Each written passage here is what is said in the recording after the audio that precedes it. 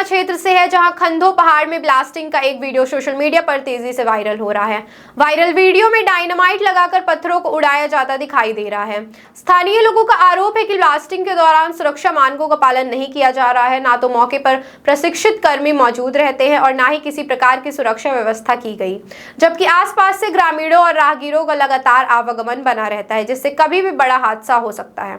फिलहाल यह स्पष्ट नहीं हो सका है कि यह ब्लास्टिंग किसके द्वारा और किस उद्देश्य से की जा रही है।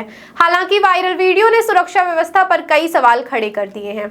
अब लोगों ने पुलिस और प्रशासन से मामले की निष्पक्ष जांच और नियमों का उल्लंघन करने वालों के खिलाफ सख्त कार्यवाही की मांग की है। अरे बाप रे, आएगा।